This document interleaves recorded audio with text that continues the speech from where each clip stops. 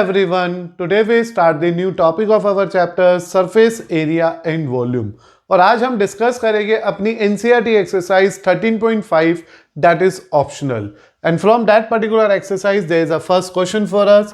A copper wire 3 millimeter in diameter is rounded about a cylinder. Length is 12 centimeter and diameter is 10 centimeter. So as to cover the curved surface area of cylinder. Find the length and the mass of the wire. Assuming the density of the copper to be 8.88 gram per centimeter cube and you need to take the value of pi as 3.14. The important point is that we have a cylinder here and the dimension of that cylinder is given to us as, जिस cylinder की बात हम इस question में कर रहे हैं उसकी जो डिमेंशन हमारे पास यहाँ पे ऑलरेडी गिवन है वो इस तरह से है कि उसका जो डायमीटर है दैट इज 10 सेंटीमीटर और जो उसकी लेंथ है that is 12 centimetre. Now what you need to do here, you also have a wire. भाई ये तो सिलेंडर हो गया और एक कॉपर की वायर है और उस कॉपर की वायर को हमने यूज किया है इसके अराउंड टर्न करने के. इन्होंने बोला हुआ है कि ये जो कॉपर की वायर है इस पूरे सिलेंडर की कर्व सरफेस एरिया पे हमने लपेट दी है, इसको कवर्ड कर दिया है इस वायर की हेल्प से. तो इस तरह से ये कॉपर वायर इस सिलेंडर के चारों तरफ मींस पूरे कर्व सरफेस एरिया को कवर करके चल रहा है. तो हमने एक वायर ली, एक सिलेंडर लिया और उस तार को इस सिलेंडर के ऊपर इस तरह से लपेट दिया जैसे मैंने आपके लिए इसे शो किया. सपोज करिए this is the cylinder and we take a wire air and we just cover this whole surface. इस पूरी सरफेस एरिया को मैंने इसमें कवर्ड कर दिया लाइक इन दिस मैनर. तो this is the question here. तो वी नो डैट कि जो हमारे को सिलेंडर के बारे में बता रखा है for the cylindrical portion we will observe that कि उसका जो डायमीटर है that is 10 centimetre. Because of that उसका जो रेडियस आ जाएगा वो आ जाएगा 5 सेंटीमीटर और उसकी जो हाइट है वो आ जाएगी 12 सेंटीमीटर. तो मुझे यहाँ पे सिलेंडर का रेडियस और सिलेंडर की हाइट कंफर्म है. देन फॉर कॉपर वायर, दूसरी चीज जो मेरे क्वेश्चन में है वो कॉपर वायर है. कॉपर वायर का जो डायमीटर है वो 3 मिलीमीटर है. तो वी विल से दैट कि रेडियस जो आ जाएगा उसका दैट इज जस्ट 3/2 मिलीमीटर और it is 3/20 centimetre because the remaining portion of our diagram is in the form of centimeter. That is why we have to also consider the given cylinder, radius of given cylinder in the form of centimeter, and for that I am just dividing this answer with 10. तो मैंने इसे 10 से कर दिया divide. अब सबसे पहले मेरे को जो निकालनी है वो निकालनी है लेंथ ऑफ द वायर. तो फर्स्ट पार्ट है length of the wire. Please remember that to get this length of the wire की कितनी तार यूज की गई होगी इस सिलेंडर के ऊपर जब हम उसे लपेट रहे हैं. तो जब हमने सिलेंडर पे तार को माउंट किया तो हमने देखा कि एक पर्टिकुलर टर्म को लपेटने के लिए इस पर्टिकुलर एरिया को कवर कर रहा है हमारा डायामीटर ऑफ द वायर. तो here to get the length of the wire हमने लिखा the length of the wire required to round about a curved surface area of a cylinder.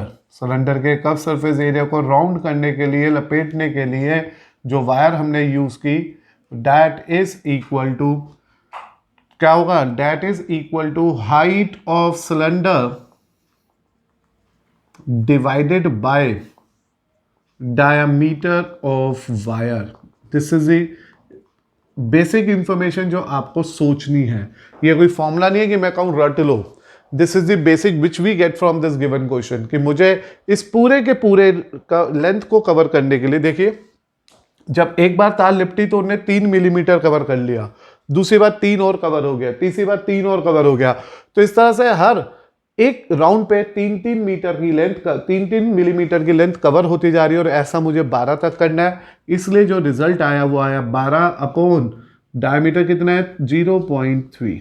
Y it is 0.3 because we have to again consider that कि ये 0.3 centimetre है as a diameter. तो when you make a calculation here carefully you will get 40 rounds. तो जो length of the wire है, अभी मैंने length नहीं निकाली, I am just calculating that round here. तो मेरे को यहाँ पे जो length of the wire required to round about the curve surface area of cylinder is के लिए सबसे पहले मेरे को निकालना पड़ा नंबर ऑफ राउंड्स। ठीक है ना, इसके लिए मुझे निकालने पड़े नंबर ऑफ राउंड्स। कितने राउंड्स आ गए, तो मेरे को यहाँ मिला कि वो जो नंबर ऑफ राउंड्स आ गए, वो जो इसने इस पे कवर करने पे राउंड लगाए, वो 40 राउंड लगे मेरे को। मतलब मेरी वो गिवन वायर को 40 टाइम घुमाना पड़ा इस पूरे कर्व सरफेस एरिया को कवर करने के लिए। तो यहाँ तक की बात समझ आ गई, नंबर ऑफ राउंड्स क्लियर हो गए। अब बात होती है लेंथ कितनी आएगी। Now length of wire equal to number of rounds, जितने राउंड्स लगे हैं वो, और हमें पता है कि एक राउंड में कितना लेंथ यूज हुई होगी। तो एक राउंड में कितनी लेंथ यूज हुई होगी, circumference of cylindrical portion, cylindrical part, जितना सरकमफ्रेंस होगा सिलेंडर का। जैसे मानो मैंने यहां से एक वायर पकड़ी और घुमाई पूरी, तो उसने एक तो लेंथ कवर करते में समय पूरा एक सर्कल लिया होगा। तो वो जो सर्कल है कर्व सरफेस एरिया, इसका सरकमफ्रेंस है, तो दिस इज 40 इंटू 2πr, क्योंकि यहाँ पे सिलेंडर के ऊपर सरकमफ्रेंस बनी, यहां से शुरू करा, टर्न लिया, घूम के वापिस आया, तो एक पूरी तार ने कितना डिस्टेंस कवर करा, that is the circumference of a cylindrical part. It is 40 into 2 and when you take it as pi only, and this is here 5, so we are getting our answer as 400 pi centimeter। इसे अगर आपको metre में बदलना है तो इसे अगर आपको वैल्यूज में बदलना है तो 3.14 से करिएगा इसे मल्टीप्लाई, 1256 सेंटीमीटर। तो this is the wire, length of the wire required to cover that cylinder. तो अपने आप में ही बहुत डिफरेंट सा क्वेश्चन है अपने पास। आप समझ सकते हैं कि पहले सिलेंड्रिकल पोर्शन से डिमेंशन को लिखा, कॉपर की वायर की डिमेंशन को लिखी, उसे इमीडिएटली सेंटीमीटर में बदल लिया। लेंथ ऑफ द वायर का मतलब है length of the wire required to round about the curve surface area of cylinder, और उसके लिए मुझे सबसे पहले निकालने पड़े नंबर ऑफ राउंड, क्योंकि सिंगल राउंड में 3, एक पहले राउंड में कितना कवर हुआ 0.3, दूसरे राउंड में कितना कवर हुआ 0.3, तीसरे राउंड में कितना कवर हुआ 0.3। तो हमने देखा इसने एक एक करके इस 12 सेंटीमीटर को कवर करना है, इसलिए मैंने 12 को 0.3 से डिवाइड किया and we are getting 40 rounds. 40 बार इस तार को लपेटेंगे तो ये पूरा का पूरा सिलेंडर कवर हो जाएगा। अब ये बात आती है कि एक बार पूरा राउंड लेने पे कितनी वायर यूज हुई।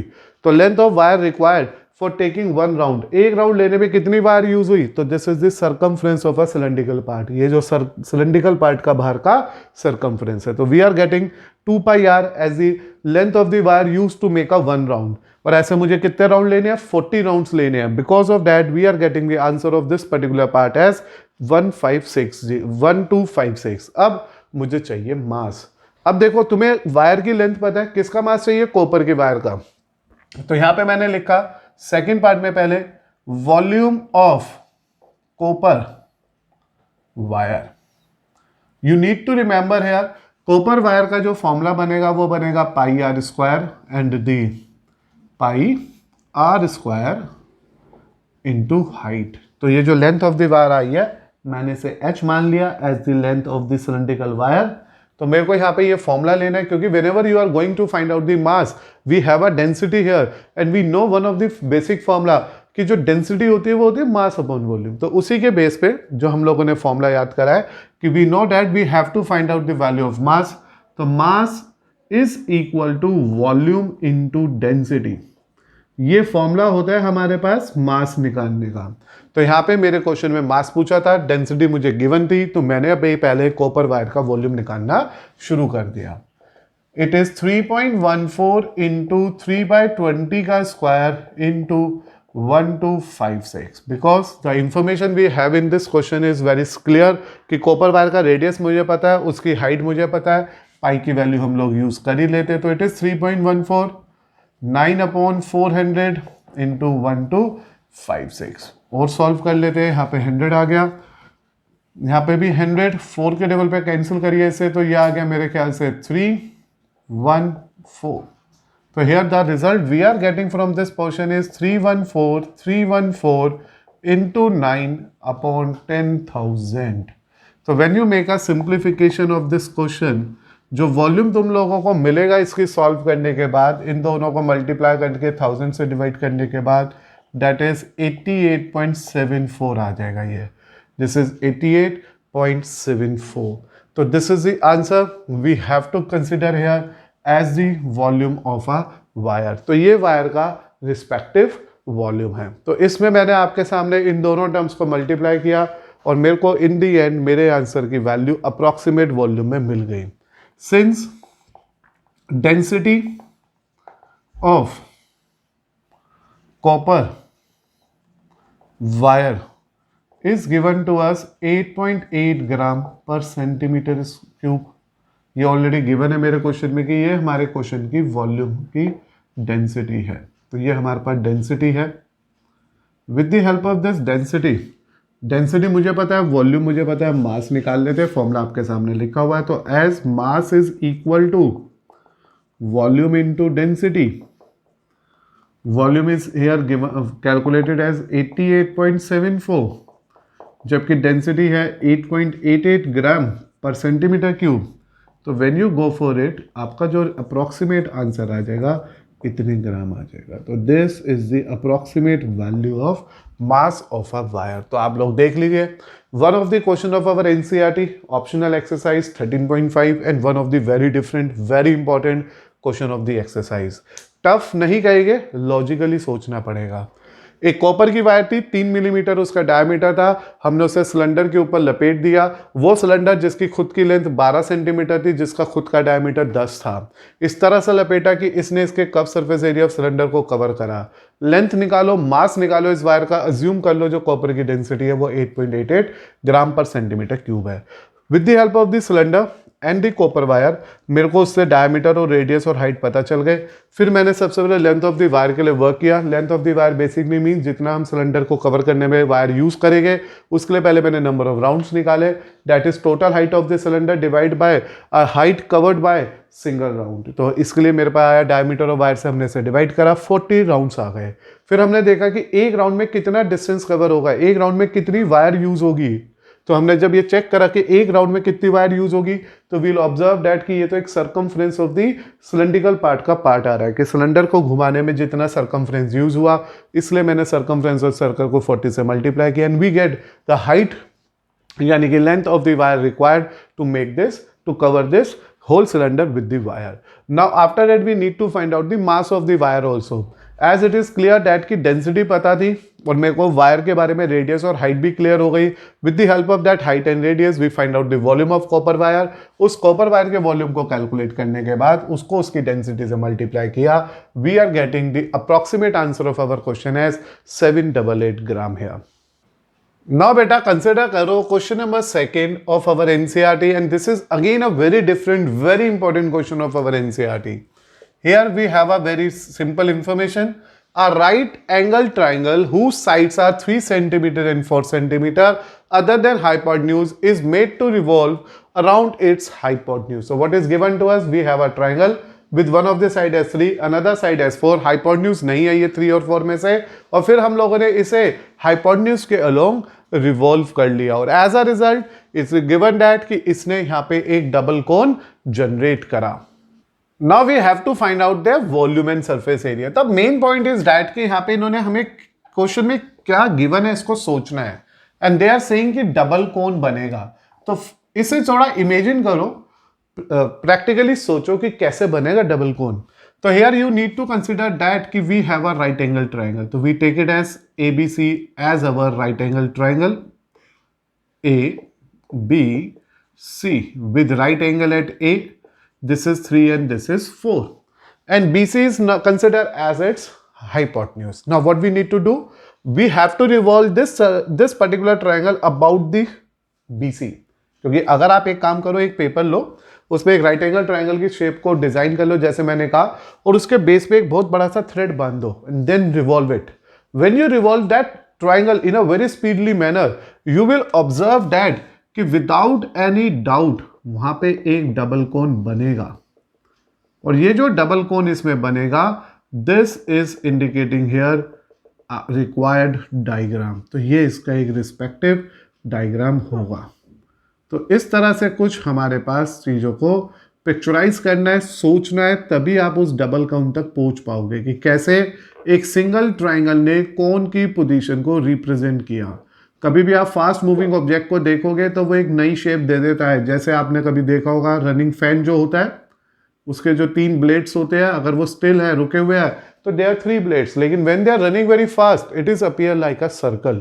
इन a very very same manner when you think about this portion here, तो आपने देखा it is usually a triangle ABC या right angle at A, but when it's revolve along the hypotenuse BC in a very fast manner, it will observe like a double cone. This is the visualization of this question. So here you have to think ये भी 3 है, ये भी 4 है। तो सबसे पहले ये बन गया मेरे पास इस पर्टिकुलर क्वेश्चन का डबल कोन। अब मुझे इसका वॉल्यूम और सरफेस एरिया चाहिए, लेकिन उससे पहले अभी तो फाइट बाकी है। क्या करना है मुझे? पहले मैंने लिखा let ABC is a right angled triangle at A। ABC एक राइट एंगल ट्राइंगल है A पे, such that AB is 3 centimeter and AC is 4 centimeter. By Pythagoras theorem, क्योंकि being a right angle triangle हम hypotenuse निकाल लेते हैं, तो by the mean of Pythagoras theorem we know that BC square equal to AB square plus AC square. Here the BC square equal to 3 का square plus 4 का square, the value of its hypotenuse is 5। तो मुझे यहाँ से सबसे पहले BC as 5 मिल गया। तो I think you are getting the information very carefully and we are getting the value of BC। Since triangle ABC is revolves along the hypotenuse, ये मूव कर रहा है, रिवॉल्व कर रहा है along the hypotenuse BC to form a double cone. हमने इसे घुमाया और इसने एक डबल कोन दे दिया। दैट इज कौन कौन से 2 कोन मिले? That is ABD and ACD are its 2 cones. तो इनने मेरे को ये 2 अलग अलग कोन दी है। अब मेरी फाइट क्या रह गई? कोन पता चल गई, फिगर समझ आ गई, ये 3 पता है, ये 4 पता है, ये 3, ये 4, इवन BC पता है 5। But when you observe this one, तो this is the radius.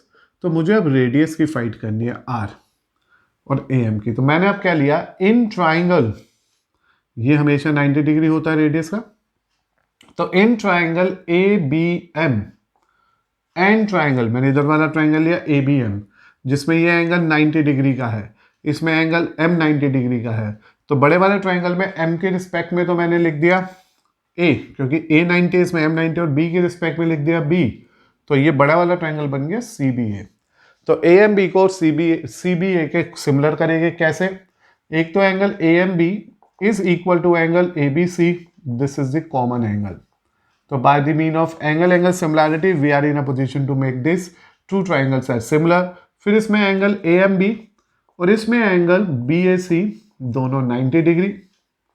Just by the rule of angle similarity, angle similarity लगी इसमें, और एज अ रिजल्ट जैसे सिमिलैरिटी वर्क करेगी, ABM नाम का ट्राइंगल सिमिलर है CBA के, इसलिए AB upon CB, BM upon BA, AM upon CA। तो ये बेटा हमारे पास तीनों गिवन ट्राइंगल, दोनों गिवन ट्राइंगल की तीनों साइडें एक दूसरे से प्रोपोर्शनेट होगी। Why we are consider this part here?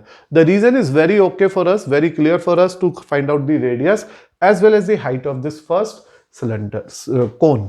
तो देखो AB इज 3, BC, इसलिए मैंने BC निकाली थी 5, then we think about AM, that is, चलिए BM, that is first height, first colour cylinder की height, AB 3, AM radius, CA is 4।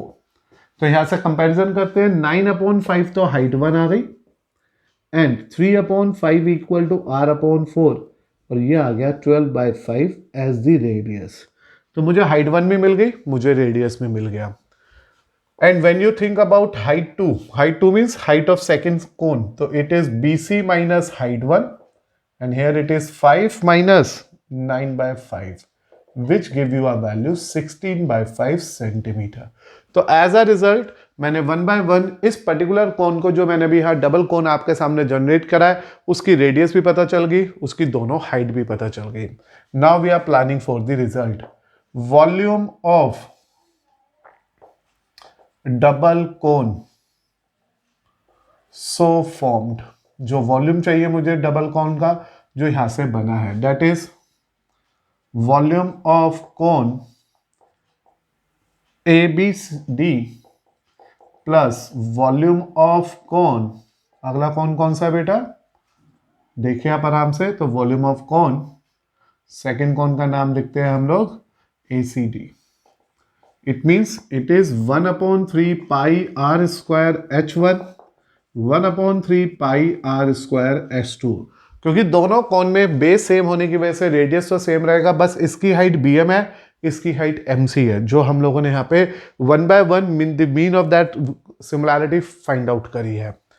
अब यहाँ से 1/3 pi r स्क्वायर लीजिए common, we are left with h1 plus h2. तो मैंने इसको simplify करने के लिए, वॉल्यूम ऑफ डबल कोन को फाइंड करने के लिए दोनों फिगर का अलग अलग वॉल्यूम निकाला, दोनों को ऐड कर दिया और फिर ले लिया कॉमन. 1/3 एंड पाई के लिए इन्होंने बोला you have to use the value of pi as found appropriate. तो आपको लगता है 22/7, गो विद दैट.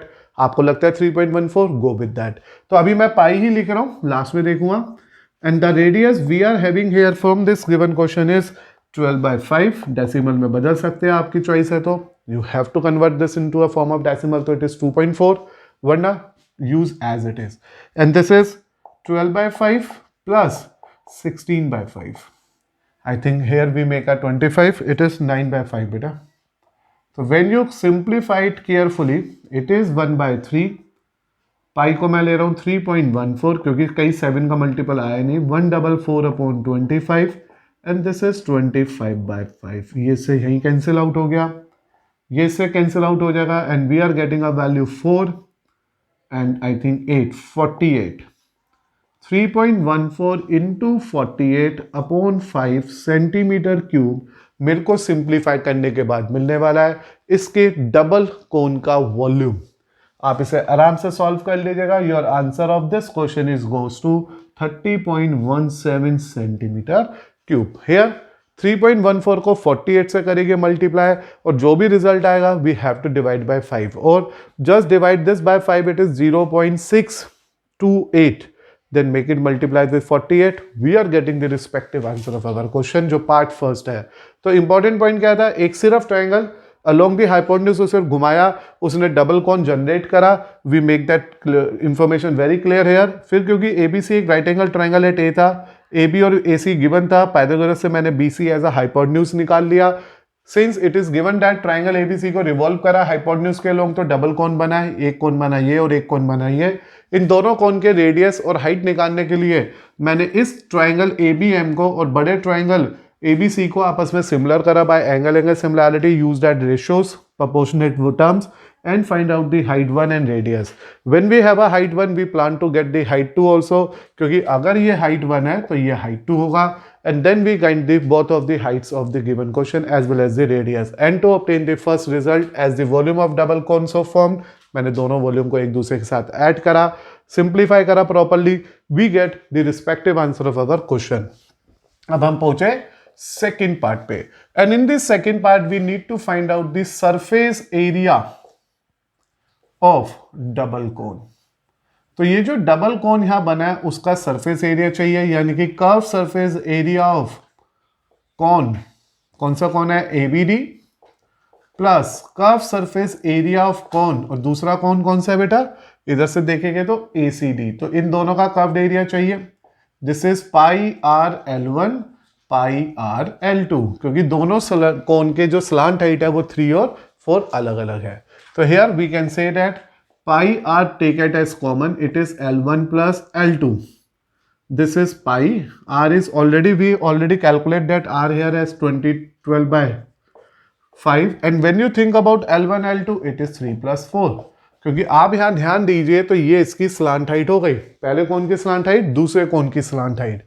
अब मुझे क्योंकि ये दिख रहा है पाई 12/5 और इधर से ये 7 आ गया, and this is the only reason to use the appropriate value. वहां पे मैंने देखा 7 का मल्टीपल नहीं था, that is why we use that pi as 3.14, but here because answer contain a value a multiple of 7, so we use that pi as 22/7, 12/5 into 7, 7 से 7 गया, it is 24 into, it is 22 into 12 upon 5, just make a simplification, 22 को इससे multiply कर लो, 2424, 264 upon 5, divided carefully, it is 52.8 centimeter square। तो इस तरह से we are obtaining the respective answer of this particular question। तो ये जो क्वेश्चन 2 था अपने आप में बहुत ही अच्छा सा यूनिक सा क्वेश्चन था। इंपॉर्टेंट पॉइंट क्या था, फिगर को सोचना, इस बात को सोचना, इस बात को एनालाइज करना कि कैसे एक ट्रायंगल घूमने के बाद, रिवॉल्व होने के बाद एक दो कोन को रिप्रेजेंट कर रहा है। फिर उसकी बेसिक इंफॉर्मेशन की हेल्प से मैंने दोनों कोन के रेडियस, दोनों कोन की हाइट, दोनों कोन की स्लांट हाइट फाइंड आउट कर ली। फिर then after that one by one we go for the volume of double cone as well as the surface area of double cone. Volume के लिए दोनों के रिस्पेक्टिव वॉल्यूम्स को ऐड करके we get the answer here as 30.17। और जब हम surface area की बात कर रहे हैं तो ये जो पोर्शन है तो मर्ज है, हमें दिख ही नहीं रहा होगा, तो कर्व्ड एरिया, इसका कर्व्ड एरिया लिया, ऐड किया, सिंप्लीफाई किया, and we get that our required respective answer है। नाउ बेटा कंसिडर करते हैं एक और बहुत डिफरेंट सा क्वेश्चन अपने मिसलेनियस से, मींस ऑप्शनल एक्सरसाइज से। A system internally measure as 150, 120, 110 centimeter, means the shape of the cistern, cistern is basically a container which holds something, like यहाँ पे इन्होंने कहा एक cistern है जिसकी ये dimension है। तो when you think about the information about a cistern, तो you know that for the given cistern we can say that कि उसकी जो length है वो 150 है, उसकी जो breadth given है यहाँ पे वो 120 given है, और उसकी जो height given है वो 110 गिवन है। तो this is all about this system. फिर उसके बाद बेटा यहाँ पे ये भी बोला गया है कि एक सिस्टम है जो पूरा, जिसकी डिमेंशन इतनी है और having 129600 centimetre cube of water in it, और ये सिस्टम इतना पानी होल्ड करता है। Porous brick are placed in the water until the system is full to the brim.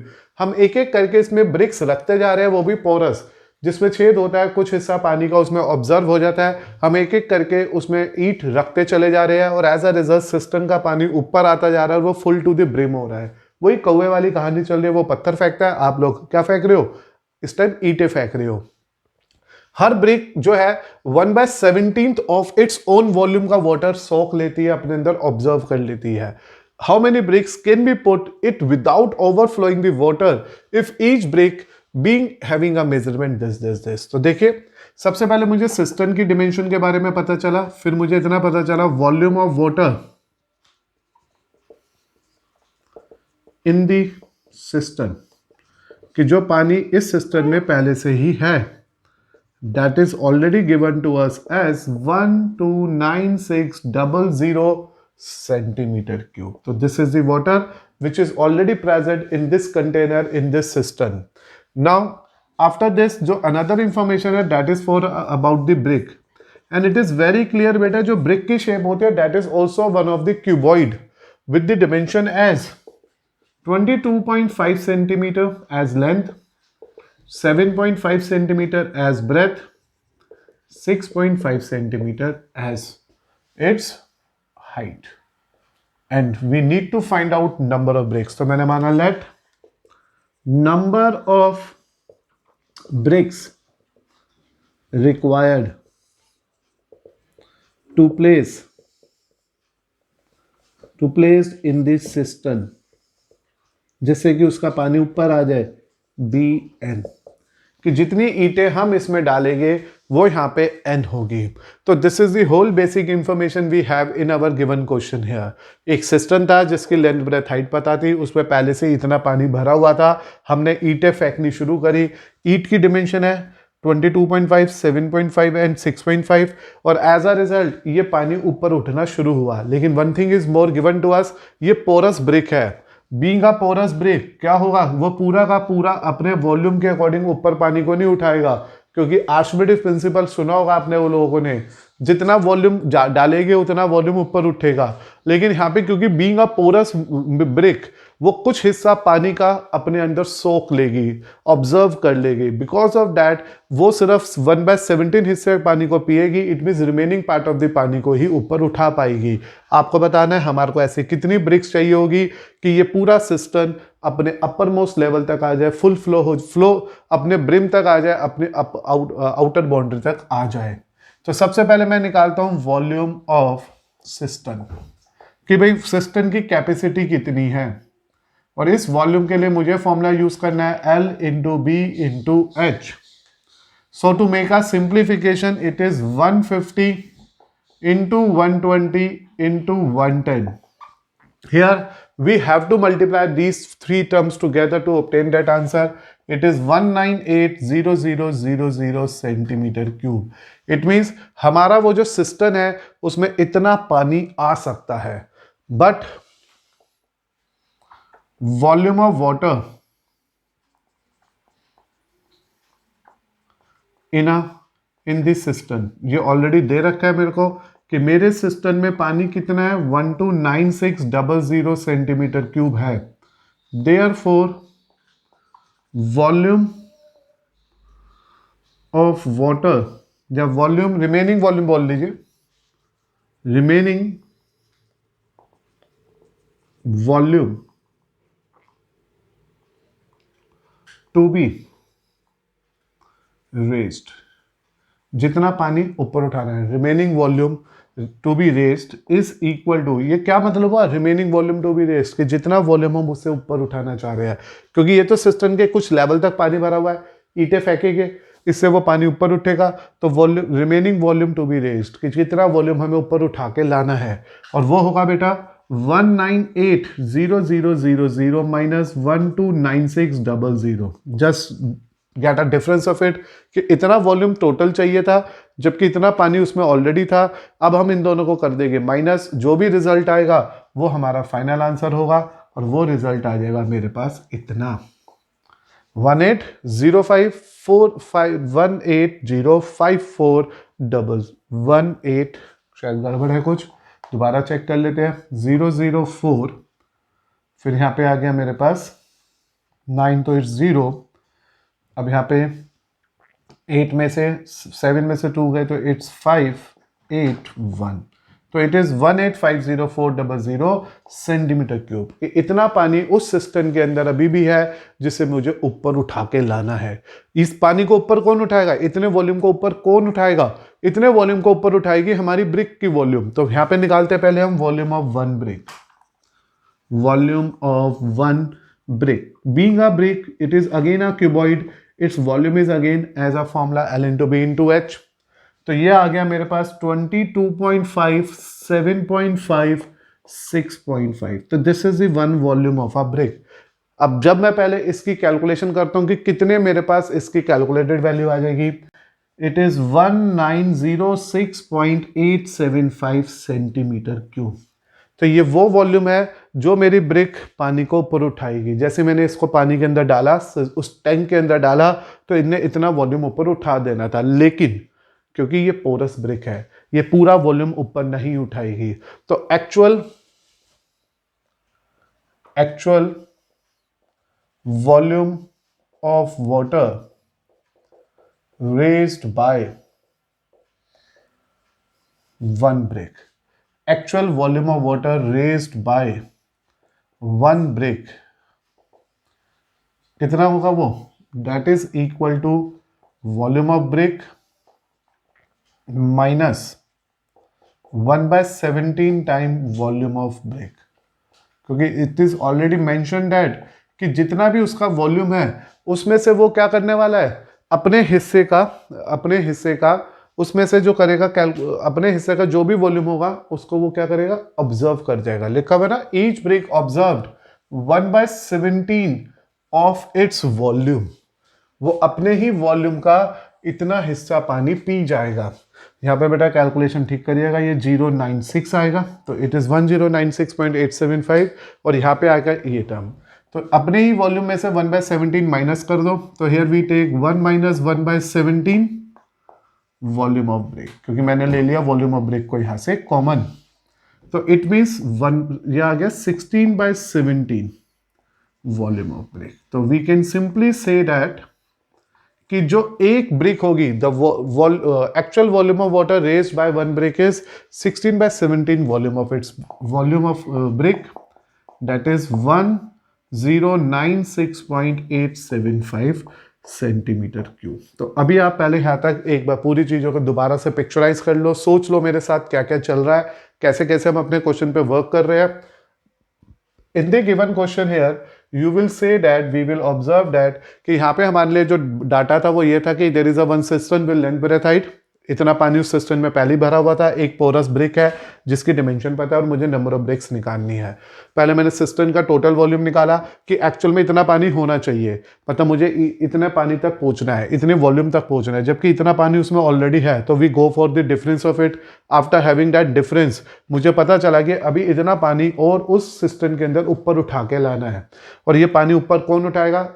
वो ब्रिक उठाएगी जो हम इसमें पुट करेंगे। तो मैंने पहली ब्रिक पुट करी, उसका इतना वॉल्यूम था, लेकिन एक्चुअली ये पोरस ब्रिक थी। Being in a porous brick ये कंफर्म हुआ कि वो पूरा का पूरा वॉल्यूम उठा नहीं सकती, क्योंकि वो 1/17 पार्ट ऑफ इटसेल्फ खुद पी जाती है पानी का। जैसे हम मिट्टी में उसमें पानी डालते हैं तो ईंट कुछ पानी खुद पी जाती है, खुद ऑब्जर्व कर जाती है। एज अ रिजल्ट सिर्फ वो अपने वॉल्यूम से 16/17 हिस्सा ही ऊपर उठा पाती है। ये मैंने कैसे निकाला? एक्चुअल वॉल्यूम निकालने के लिए जो वॉल्यूम ऑफ ब्रिक था उसको उसी के 1/17 वॉल्यूम से माइनस कर दिया। वॉल्यूम ऑफ ब्रिक को मैंने यहाँ कॉमन ले लिया, 1 माइनस 1/17। प्लीज चेक करो, मैंने वॉल्यूम ऑफ ब्रिक को कॉमन लिया, इसने 1 छोड़ा, इसने 1/17। We get a volume, that means a value जिसने पानी को ऊपर उठाया एक ब्रिक ने। अब मुझे निकालनी है नंबर ऑफ ब्रिक्स, कि कितनी ब्रिक्स चाहिए होगी। तो number of bricks is equal to total volume of water, total volume of water raised in the cistern, कि जितना पानी उस सिस्टम में ऊपर उठाना है वो ऊपर लिखिए, divided by actual volume of water raised by one brick. One porous brick word use करिएगा, ज्यादा अच्छा रहेगा, वरना वन ब्रेक। तो यू नो डैट कि जितना पानी ऊपर उठाना है उसे ऊपर रखिए, और जितना पानी एक ईंट एक ब्रिक ऊपर उठा सकती है उसे नीचे ले आइए। तो this n is equal to, तो here we know that the actual में वाटर ऊपर उठाना है मुझे 1850400, और एक ब्रिक ने कितना वॉल्यूम ऊपर उठाना है? दिस इज हेयर 16 इंटू 1096.875, और ये जो 17 है वो हम यहाँ पे आया 17। तो दिस इज बेटा 1850400 into 17 divided by 16, 1096,875। Here you need to just go for a basic calculation. थोड़ा सा काटना पीटना पड़ेगा, रिड्यूस करना पड़ेगा, उसे प्रॉपरली रिड्यूस करिएगा। You will get your answer as 1792.4103। ये अप्रॉक्सीमेट आंसर आ गया, क्योंकि ब्रिक्स कभी भी हमारी फ्रैक्शंस में नहीं होगी। तो these are number of bricks required. कितनी रिक्वायर्ड है यहाँ पे? 1792, क्योंकि यहाँ पे आया था, क्योंकि अगर मैं एक ब्रिक ज़्यादा डालता तो पानी ओवरफ्लो हो जाता। इन्होंने कहा था हमारे को सिर्फ उतनी ही ब्रिक्स डालने जिससे कि वाटर ओवरफ्लो ना हो। तो हमें यहाँ पे कंफर्म हुआ वी नीड अ ब्रिक 1792.41। तो 1972 ब्रिक्स पूरी प्लस कुछ fractional part of the brick, but we never use any fractional part, और we can't use a number of brick which is more than this, क्योंकि अगर ऐसा करेंगे तो पानी ओवरफ्लो भी हो सकता है। तो आप देखिए आज जो कुछ हम सीख रहे हैं वो बहुत ही लॉजिकल चल रहा है। They are not very straightforward question की सीधा फॉर्मूला लगाए और आंसर आएगा, ऐसा नहीं है। हमें हर क्वेश्चन में एक नई बात को सीखना है और उसे बहुत केयरफुली अप्लाई करना है क्वेश्चन में। क्वेश्चन पढ़ते हैं, एक सिस्टम था, लेंथ ब्रेथ हाइट पता थी, तो मैंने उससे उसका टोटल वॉल्यूम निकाल लिया कि ये उसका टोटल वॉल्यूम है, इतना पानी वो कंटेन कर सकता है। But it is already given कि उसने 129600 सेंटीमीटर का क्यूब का पानी पहले से ही होल्ड किया हुआ है, तो टोटल वाटर इतना होना चाहिए था, जबकि इतना ऑलरेडी है, तो इट मीन्स मुझे इतना वॉल्यूम उस कंटेनर के अंदर और ऊपर लेके आना है। और इस पानी को ऊपर लाने के लिए मुझे यहाँ पे क्वेश्चन के अकॉर्डिंग यूज करना है इंफॉर्मेशन, दैट इज हमें उसमें एक एक करके ब्रिक को प्लेस करना है। एक ईंट डालोगे थोड़ा सा पानी ऊपर आएगा, दूसरी ब्रिक डालोगे पानी और ऊपर आएगा। Now we have to think very carefully कि एक ब्रिक ने कितना कंट्रीब्यूशन किया पानी को ऊपर लाने के लिए, तो हमने पहले उससे भी वॉल्यूम ऑफ ब्रिक निकाल लिया। But because of the porous nature of the brick, यहाँ पे लिखा हुआ है हमारे क्वेश्चन में, दिस ब्रिक इज पोरस, और वो अपने ही वॉल्यूम का 1/17 हिस्सा खुद पी जाती है, पानी को खुद सोख लेती है अपने अंदर, इसलिए मैंने यहाँ पे actual volume of water raise by a brick लिख दिया, volume of brick minus 1/17 time volume of brick, क्योंकि वो अपने ही हिस्से का 1/17 हिस्सा अपने अंदर ऑब्जर्व कर रही है। तो एक्चुअली वो कितना वाटर डिस्प्लेस कर रही है, the brick is actually displacing 16/17 volume of brick only. तो एज अ रिजल्ट इतना पानी हमारी एक ब्रिक ने ऊपर उठाना है जब हम उसको उस सिस्टम के अंदर रखेंगे। इसे टोटल नंबर ऑफ ब्रिक्स निकालने के लिए जितना पानी ऊपर उठाना था वो ऊपर ले लिया, और जितना पानी एक ब्रिक ने उठाया उसे नीचे ले लिया, दोनों को सिंप्लीफाई किया, रिड्यूस किया। कैलकुलेशंस आप करिएगा ध्यान से। यू आर गेटिंग दैट कि here we need 1792 bricks to have this particular result. ना बेटा कंसिडर करते हैं आपके साथ question number 4 of your again optional exercise. In 1 fortnight of a given month, महीने की किसी भी एक रात में, there was a rainfall of 10 centimetre in a river valley. It is given that कि जो बारिश गिरी उस वैली पे वो 10 सेंटीमीटर हाइट की गिरी। If the area of the valley 7 to 80 kilometre square, उस वैली का एरिया 7 to 80 किलोमीटर स्क्वायर था, शो करो जो टोटल रेनफॉल गिरी वो approximate equivalent to the addition of to the normal water of a 3 river. कहते 3 रिवर में जितना पानी था उस रात जो बारिश गिरी थी उस वैली में, वो अप्रोक्सीमेट इससे थोड़ी सी ज्यादा ही थी। लेकिन ना show that the total rainfall was approximate equivalent to the addition to the normal water of the 3 river. जो 3 रिवर में नॉर्मल पानी था उससे एडिशनली कुछ ज्यादा गिरी थी। तो सबसे पहले हम लोगों के पास जो बेसिक इंफॉर्मेशन है वो है वैली के बारे में। तो सबसे पहले वैली के लिए क्या क्या लिखा हुआ है कि जो height of rainfall I use in the height of rainfall that is 10 centimetre, this is given. और जो एरिया ऑफ वैली दे रखा है this is in kilometre square, तो that is why we convert into a kilometre here. It is 10/100 to make it in a metre, हमें पता है, तो यहां से ये मीटर आ गया, and this is 10/100 into 1000 to convert it into a kilometre. तो ये बेसिक बातें आपको पता होगी कि अगर सेंटीमीटर से मीटर जाना है तो go with divide with the 100, और फिर मीटर से किलोमीटर जाना है तो डिवाइड विद 1000। तो ये हाइट आ गई। As well as since it is also given that कि जो एरिया ऑफ वैली था, the area of that valley is 7280 kilometre square. अब मुझे यहां पे पानी चाहिए, hence amount of rainfall is just equal to volume of water, ठीक है ना, वॉल्यूम ऑफ रेनफॉल लिख लीजिए, वाटर नहीं लिखना, तो वॉल्यूम ऑफ रेनफॉल चाहिए।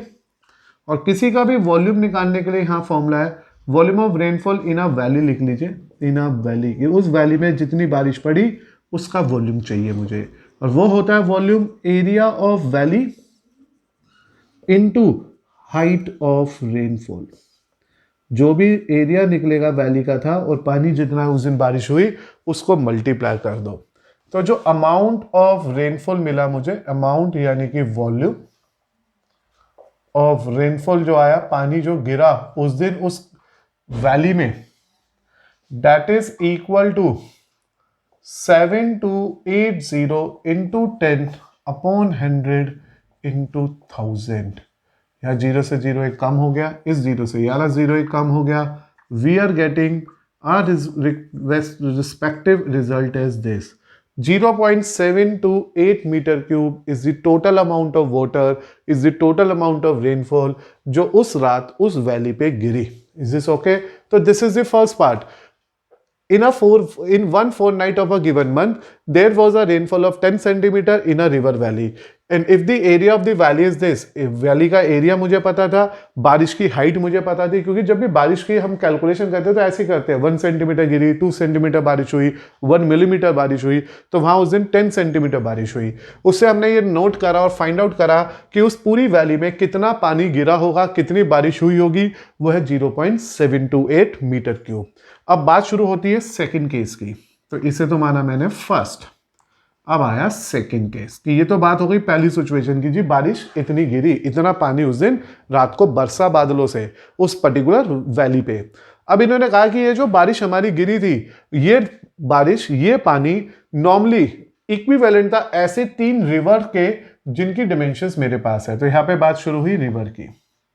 तो रिवर की लेंथ गिवन है 1072 किलोमीटर, रिवर की ब्रेथ गिवन है 75 मीटर। तो there is a problem for converting into kilometre, क्योंकि हमारा पहला आंसर भी किलोमीटर में था। And then there is a height of the river is 3 metre deep only, that is 3/1000 kilometre. तो अब मैंने रिवर के लिए काम करना शुरू किया और मैंने निकाला amount of water in a river, कि एक रिवर में कितना पानी होगा। Being a information, it is a river which is in the shape of cuboid, L into B into H, we plan for that. So here it is beta, 1072 into 75/1000 into 3/1000, क्योंकि नीचे 1000 है, 10 के multiples है, तो मैं कोई mistake नहीं करूंगा इन्हें डिवाइड करने की। मैं सिंपल और सिंपल ऊपर वाले तीनों रिजल्ट्स को मल्टीप्लाई करता हूं। तो when you multiply them very carefully, we will get 1072 into 225. Now get a calculation.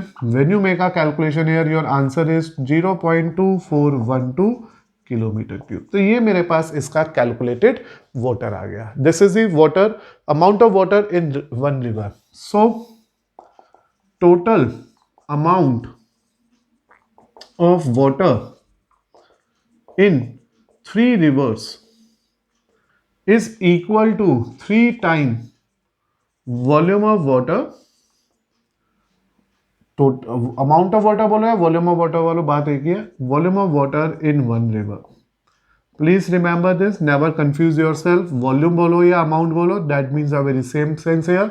It is 3 into 0.2412। when you make a multiplication here, 6 3 12 7 kilometre cube.